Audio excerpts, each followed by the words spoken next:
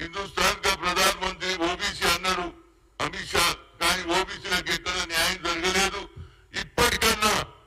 మూడోసారి నువ్వు ఎన్నికైనావు తప్పనిసరిగా బడుగు బలైన వర్గాలకు న్యాయం జరగాలి అప్పుడే మేము కూడా ఏది ప్రమోషన్లు కానీ ఉద్యోగాలకు కానీ మాకు అన్యాయం జరుగుతుంది ఎప్పటికైతే ఈ బిల్లు పెట్టడో తప్పనిసరిగా న్యాయం జరగాలి అన్ని రాష్ట్రాలలో కూడా కులగన జరగాలి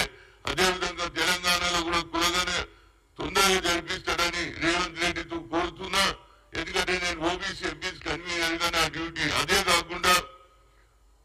ఇవాళ రాహుల్ గాంధీ గారు ఒక మాట చెప్పారు ఇవాళ సెన్సెస్ పెరుగుతుంది ఏదైతే ముఖ్యంగా ఎగ్జిట్ పోల్ తోటి చాలా నష్టమవుతుందని 3వ తేదీన ఎగ్జిట్ పోల్ వస్తుంది 4 నాడు ఇమీడియట్ గా రిజల్ట్ వస్తుంది ఎగ్జిట్ పోల్ వల్ల ఇవాళ 2000 పెరిగింది ఆ తర్వాత 6000 వచ్చింది ఇప్పుడు ఆఖరుకు క్లోజ్ ఎప్పుడైంది 4000 వరకు అంటే ఇది ఎవరికి లాభం అవుతుందండి ఈ ఎగ్జిట్ పోల్ ఎందుకు అని అడుగుతున్నా ఎగ్జిట్ పోల్ వల్ల ఒకరు పెరుగుతున్నారు ఒకరు పడుతున్నారు ఇది ఎందుకు ఎగ్జిట్ పోల్ వల్ల ఇవాళ ఎవరికి లాభం అవుతుందో నాకు తెలియదు కానీ తక్కువైపోయిన తర్వాత వాడు నష్టపోతున్నాడా లేదా లాభపడ్డాడు ఎవరు పడుతుండో లేదు ఎగ్జిట్ పోల్ వల్ల ఒక్కరోజు ముందు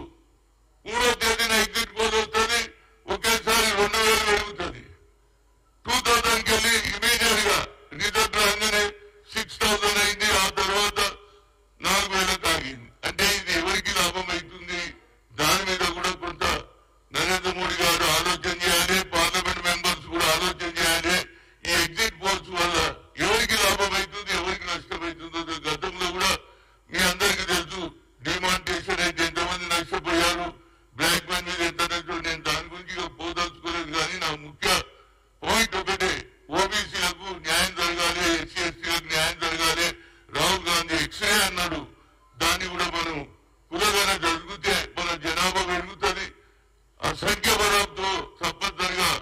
ఉద్యోగాలలో ప్రమోషన్లలో లాభం అవుతుందని ఓబీసీ ఎంఏ కోరుతున్నా నేను ఢిల్లీ అయిన తర్వాత తప్పనిసరిగా నరేంద్ర మోడీ గతంలో నువ్వు చేయలేదు 2 సార్లు నీకు 10 ఏళ్ళు ఉన్నాయి ఇంకా నీకు 5 ఏళ్ళు ప్రజలు అవకాశం ఇచ్చారు కాబట్టి క్యాస్ట్ వైజ్ సెన్సస్ చేయాలి అన్ని రాష్ట్రాలలో మీ ప్రభుత్వం కానీ